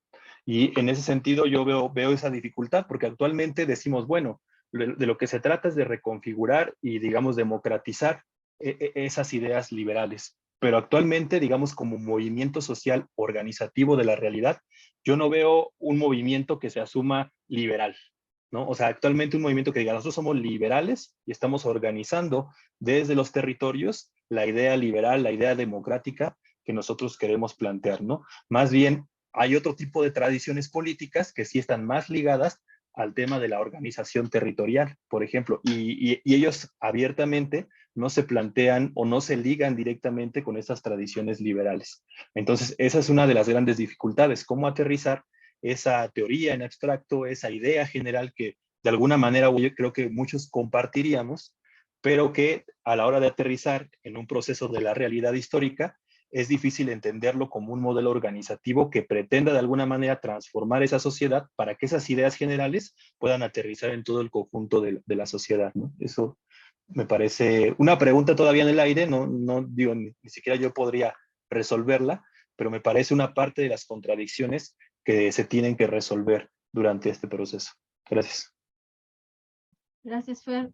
Bueno, pues yo participaría en esta última parte con el tema del bienestar y los derechos humanos, que me pareció en la lectura pude entender de un modo distinto al que lo venía yo entendiendo. Primero, que el estado de bienestar, sí, estoy como interesada en saber quién empezó a utilizar este término y en qué contexto, ¿no? Ya será investigación particular que yo haga, pero entiendo que tiene que ver con el contexto liberal. Y ahí, en la lectura es una referencia a cuando se empieza a, como, utilizar este término del bienestar ligado pues nuevamente a estas élites, a estas clases, en una condición distinta a la realidad de la mayoría o de la población. Y pensaba también en esto de los derechos humanos, porque, bueno, son estas garantías, libertades liberales, ¿no? Que se nos ha venido diciendo, pero que creo que el efecto ha sido contrario o contraproducente. Yo sé que nadie se va a manifestar en contra de los derechos humanos, pero a mí me deja pensando si estos derechos humanos que nos han venido recetando, o en lo particular he tenido la experiencia con organizaciones, instituciones, asociaciones, ha sido más bien profundizar el individualismo más que la parte colectiva y del pensamiento colectivo. Porque, vuelvo a insistir, hay una forma de pensamiento estructurado que ya nos adiestraron, ya nos dieron esa forma de entender las cosas. Y bien decía Irene, cuando nacemos no nacemos solos, solas. O sea, provenimos de una colectividad, de una pareja, no podemos, ¿no? Por más que se intente, ¿no? Hacer ahora in vitro las cosas o en probetas, seguimos siendo colectivos y nacemos en un espacio colectivo, en una comunidad, y es después cuando empezamos a entender el asunto de las libertades personales o particulares y esta forma de pensamiento que se nos va después adiestrando. Nosotros, cuando se entiende nuestra libertad, dice Fer, estas libertades, ¿cómo se materializan? ¿Cómo estos derechos humanos nos están insistiendo en que tú tienes derecho a esto, tienes derecho al otro, pero la realidad es otra? La realidad dice, bueno, es que le corresponde al Estado garantizar que estos derechos, etcétera, ¿no? Y lo que vemos, por ejemplo, en el caso del conocimiento, que además en Perú, en Bolivia y en Ecuador ya han hecho estos ejercicios en donde los mismos pueblos originarios se resisten a tener un diploma universitario y demás para poder ser validados como alguien que piensa, que tiene conocimiento, y ellos hacen sus propios libros, sus propios textos, sus propios saberes de manera independiente, e incluso, como en el caso de Perú, ya hay libros entre académicos y estos sabios de las comunidades, en donde ya no importa el título de ninguno, sino que se sabe que es un conocimiento que aporta, ¿no? Estamos lejos en México de esa situación. Y pongo esto en la mesa porque es la forma de concebir la libertad de pensamiento. Si nosotros decimos, en otros espacios lo he escuchado repetidamente en Morena, que la gente debe tener conciencia, que a la gente la debes de capacitar para que entonces se sienta libre de tomar decisiones. Pero nosotros no vamos a generar ninguna conciencia. Lo que pasa es que la gente, cualquier persona que esté viva, tiene la posibilidad y lo tiene sus pensamientos en la reflexión. El problema es dónde lo colectiviza. ¿Dónde lo dice? ¿Dónde tiene un espacio para ello? Ese es el problema real, la materialización de un espacio de reflexión que no necesariamente necesite de un académico, de un doctor en algo, para que le guíe hacia el conocimiento, y entonces ya se despertó su conciencia y ahora sí ya es libre de tomar decisiones, ¿no? Ya puede ahora sí ir a votar conscientemente, ya puede ir a generar un plan político de su comunidad. Y creo que se pierde las formas de libertad de expresión cuando solo tenemos una sola, o dejamos que un tipo de libertad de pensamiento sea y que esté permanente para la elección política que vayamos a tomar, sea una elección de algún partido, de un representante, o sea, de otra índole. Entonces creo que seguimos como en esta idea, por eso creo que los derechos humanos, al menos en mi paso, de mi conocimiento, profundizaron más el individualismo y va pensando, fui pensando, que entonces las decisiones las cargaba yo, solo yo, hasta que entró a una colectiva feminista y me dicen las compañeras, el problema es colectivo, no estás sola, y tu problema, por más particular que sea, tenemos que colectivizarlo. Y me doy cuenta cómo voy desmontando una serie de cargas que nos hacen sentir a las mujeres, además de eso un tema de género, que cargamos todo el tiempo solas. Entonces, no hay una libertad tampoco ahí de decisión, porque mi condición material va a ser distinta a la de los varones, y entonces nuestra clase social tiene una condición material distinta a aquellos que pudieron ir a la universidad, que pueden estar en otra condición, etcétera, pero luego nos cancelan la posibilidad de toma de decisiones, porque entonces el tema paternalista, ¿no? De decir, no estamos preparados para tomar decisiones. Y creo que es ahí un poco donde yo pongo el énfasis de esta forma liberal de entender y reflexionar, ¿no? Yo aquí terminaría, se me acabó mi tiempo. Fernando, ¿vas a participar? Sí, Sí. muy rápido. Ajá, y Muy después, rápido. les comento, después de Fernando ya le daríamos a Víctor el cierre, a menos que alguien de los que no han participado quiera hablar. Adelante, Fer. Sí, muy rápido. De hecho, nada más es para completar mi comentario con una pregunta, porque yo pensaba en esto un poco ahorita que los escuchaba, y es en el tema del liberalismo económico, ¿no? Que sobre todo es el que causa más conflicto. Y es pensar, de lo que se ha planteado para la regulación siempre ha sido como una regulación del mercado, ¿no? En el aspecto, en la dimensión del liberalismo económico, una forma de combatirlo es esa regulación del mercado por parte del Estado. Pero, ¿cómo pensar eso cuando el mercado solamente forma parte, es una parte nada más de todo lo que se concibe como un modelo de producción, que es el capitalismo? Realmente, y adentrando esa idea de libertad, ¿se puede ser libre en un modelo de producción capitalista? Esa es una pregunta muy, muy importante, ¿no? Porque el mercado, por ejemplo, solamente es una parte de todo ese proceso económico. Inclusive el mercado es previo al capitalismo, ¿no? El mercado no propiamente se desarrolló durante el capitalismo. El mercado ha existido históricamente, pero el capitalismo, o sea, es decir, la forma de producción en el que los individuos, las personas producen y reproducen su vida, es un modelo que ha alterado de manera evidente a la sociedad. Y es bajo ese esquema, bajo ese modelo, podemos tener esa libertad. Porque algo que yo veo del liberalismo es que no plantea en ningún momento, digamos, la contradicción del modelo capitalista, ¿no? Sino más bien plantea un mercado al cual se le tiene que regular o condicionar. Nada más esa era la pregunta. Adelante, Orlando. Pues brevemente, ya para escuchar las conclusiones de Víctor, bueno, pues decirles que ya no me será posible continuar con ustedes aquí en el espacio de pensamiento latinoamericano, pero estoy muy agradecido de haber participado con ustedes en la modalidad presencial y virtual. Al inicio agradezco mucho también a Elia, que me invitó a participar aquí en el Círculo de Estudio de Pensamiento Latinoamericano, que me invitó a participar en este estudio, pero bueno, pues ya no me será posible estar con ustedes, pero bueno, pues les mando un abrazo muy fuerte y bueno, pues ya nos estaremos encontrando en otros espacios. Gracias, Orlando.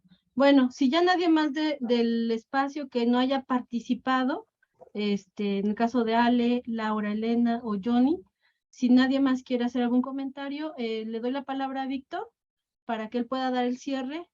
Tienes 15 minutos, Víctor. Gracias, muy amable. Pues muy rápido.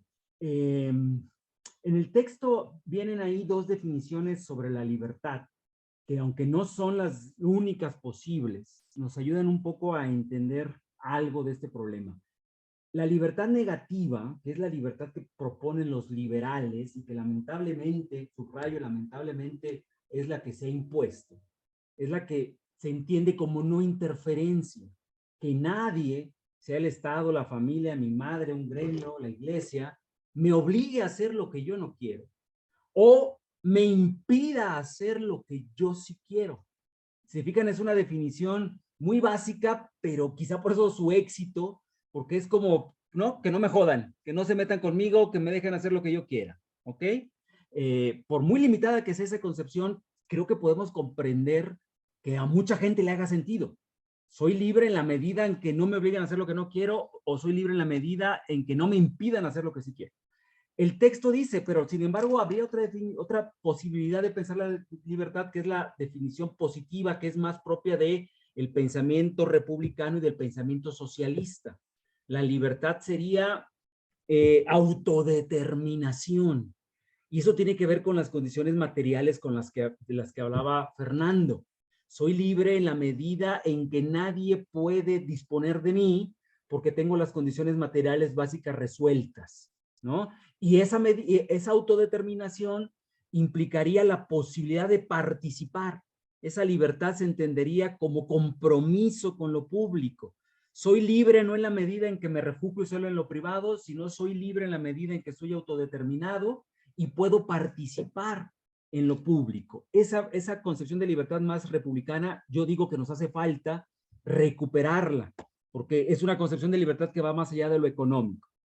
Ahora, decía Orlando, creo que todos estaríamos a estas alturas del partido a favor del derecho al aborto, y eso nos convertiría en liberales por apoyar el derecho de una mujer a disponer de su cuerpo como ella quiera.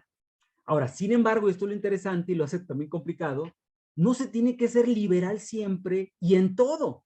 Por eso decíamos, el liberalismo es una categoría posicional. Yo puedo ser liberal en lo religioso y en lo cultural porque estoy a favor del aborto de las mujeres y estoy a favor de los matrimonios gays, pero estoy en contra del liberalismo económico. En lo económico no soy liberal, ¿no? Entonces no es una iglesia en la que o todo o nada. Dependiendo de ciertos momentos, ciertas posiciones, uno puede ser liberal en lo político y no en lo económico, o viceversa. Ahora, el punto que decía Orlando es buenísimo. Habría que dedicarle un seminario. Está buenísima esta pregunta. ¿Cómo justificar o no si una persona nace libre? Es interesantísimo porque lo único que se me ocurre pensar ahorita de bote pronto, decía Orlando, es la sociedad la que te permite ser libre. Pero también podríamos decir, y creo que Orlando también podría estar de acuerdo, la sociedad es la que te impide muchas veces ser libre. Tienes una abuela, una madre, que como hija te exigen ser madre. Es que no puedes no ser madre. No te vas a realizar como persona si no tienes hijos, ¿no? Es incompleto, es una presión social bárbara que muchas veces, yo conozco muchísima gente de mi generación que se ha casado porque es lo que tocaba hacer. Porque ya el papá y la mamá estaban encima y los abuelos estaban encima, porque es lo natural, ¿no? Si no tienes hija, tú, Laura, te vas a arrepentir, porque no vas a terminar de ser mujer. Esa es una presión social artificial, no me parece que sea natural. Entonces, es una interesante discusión si acaso la naturalidad de la libertad está en la sociedad, o la naturalidad de la libertad está en el individuo, o no está en ningún lugar. Porque finalmente es una construcción, ¿no? Es un artificio, no es algo que sea natural y que tengamos que estar discutiendo el huevo o la gallina, me parece.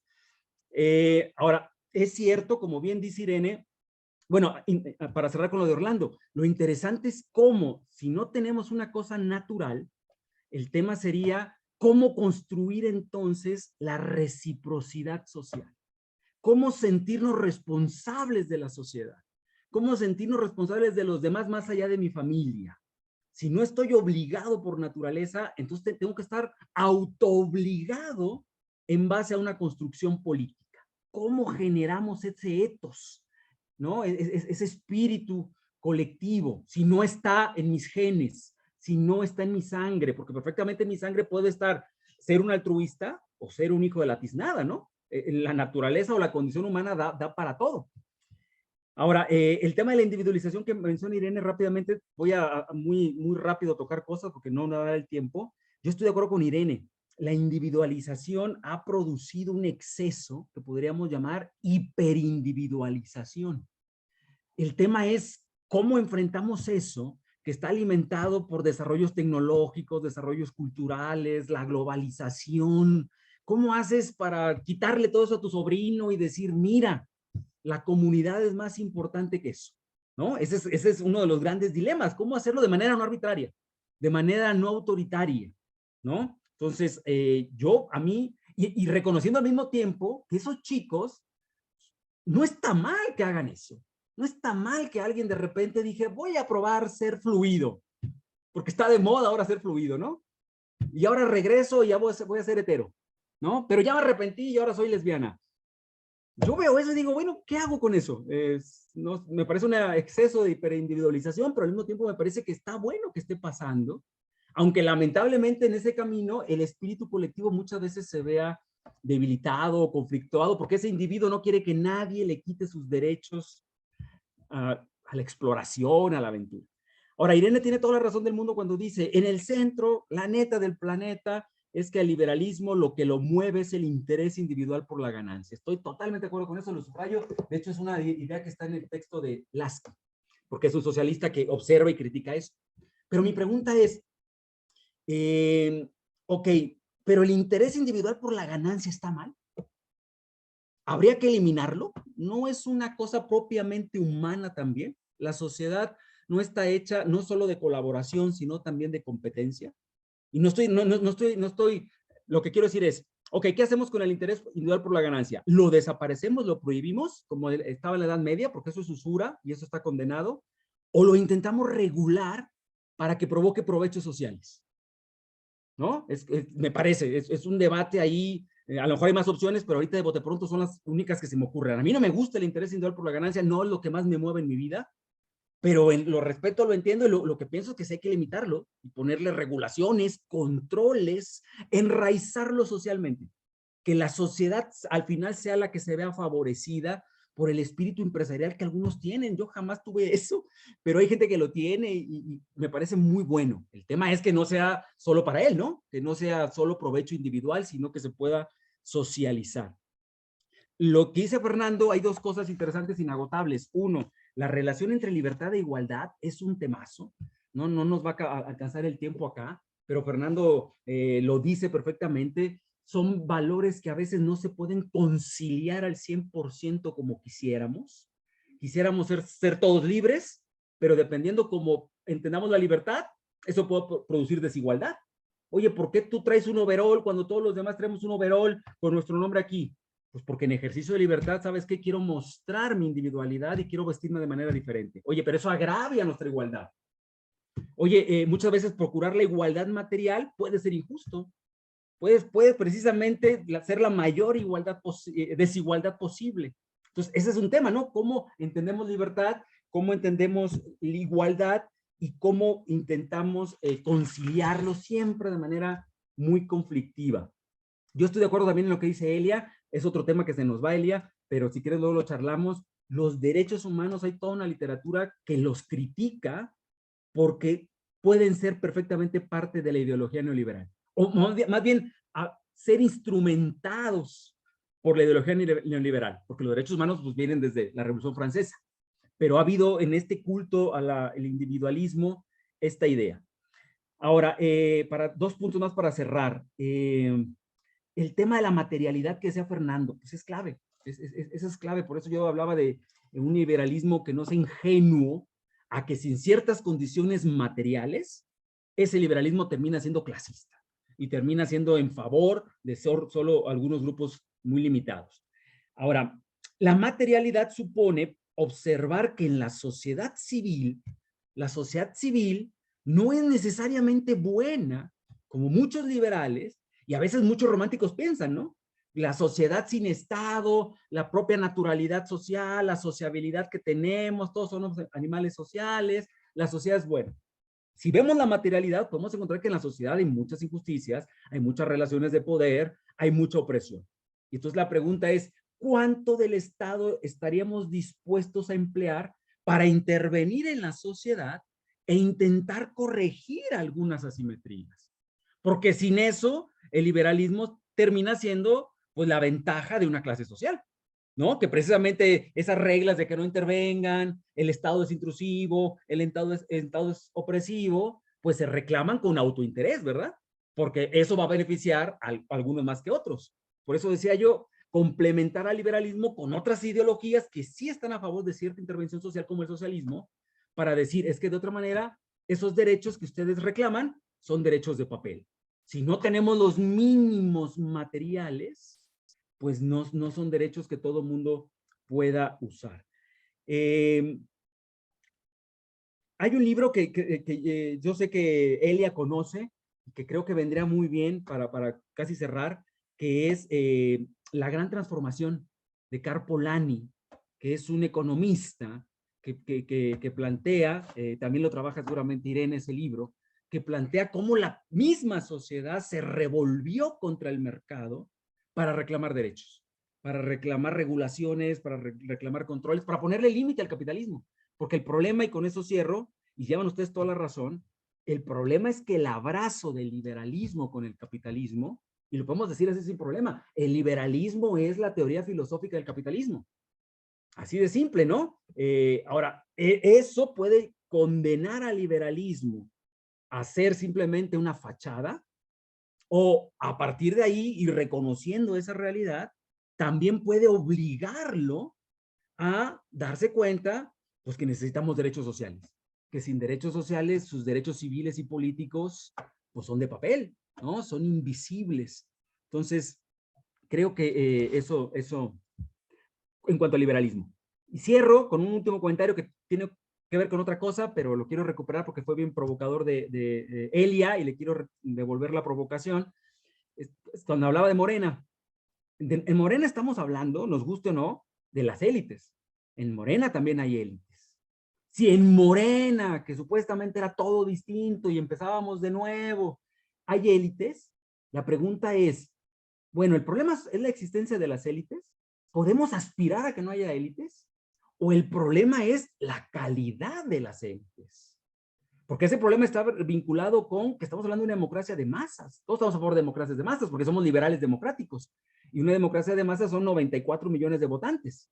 ¿Cómo poder llevar a cabo una democracia directa con 94 millones de votantes? Creo que geométrica y lógicamente es imposible. Necesitamos democracia representativa. La democracia representativa provoca élites porque necesitas una canalización, organización, aglutinación de las demandas. Pero hay de élites a élites, ¿no? Entonces yo con esto cierro para devolver la provocación. Si hasta en Morena tenemos élites, ¿cuál es el problema? ¿La existencia de las élites o que nuestras élites sean Mario Delgado? Es distinto el problema. Bueno, muchas gracias. Gracias, Víctor. Como siempre, nos pones más cosas para seguirle pensando, y estoy en contra de las élites, las cúpulas del partido, no solo la que mencionas, que eso solo es un rostro de un proyecto, ¿no? También aquellas que se disfrazaron de izquierdas y democráticas y que, pues bueno, ya luego se andan peleando hasta entre ellos. Estoy en contra de esas élites también. Pero no es el espacio, simplemente es agradecer en esta parte a Víctor. Pues como saben, esto queda grabado y lo vamos a difundir. También quisiera dejar el registro que el 24 de septiembre tenemos la presentación de Víctor, de su libro de Víctor, va a ser aquí en Tláhuac, en el Foro Arteria, calle Hugonotes número 94, Colonia Miguel Hidalgo. Es muy fácil llegar. Pueden llegar a la estación del Metro Nopalera y pedirle a los mototaxis que los lleve al Foro Arteria, calle Hugonotes número 94. Ahí vamos a estar, vamos a hacer un diálogo, como siempre, el debate. Aquí no hay censura, aquí no hay limitaciones en ese aspecto, siempre desde el punto de vista de respeto. Estará Irene y Víctor presentándolo, entonces les agradeceríamos mucho que nos puedan ayudar con la difusión, con su presencia en el caso de los que estén en la ciudad y puedan venir. Y bueno, esos serían nuestros parroquiales, como le dicen. Ya solo nos quedan 3 presentaciones más virtuales, que es el siguiente 9 de octubre con Víctor nuevamente. Vamos a tener el tema cambio social y cambio de la política. Y en noviembre le toca a Jesús Alberto, que hoy pues no pudo acompañarnos por un tema ahí de salud de su mascota. Y finalmente en diciembre cierra Fernando. Entonces, pues recordarles, ese es nuestro calendario del Zoom y esperamos que nos puedan llegar sus comentarios, sus mensajes en redes sociales y puedan difundir nuestros materiales. Allí están, la gente los sigue viendo, se están viendo los videos, pero bueno, ustedes sigan compartiendo. Agradecer nuevamente el espacio y eso sería todo, ¿verdad? ¿Hasta ahí o algo me falta? Bien. Muchas gracias, Víctor. Gracias.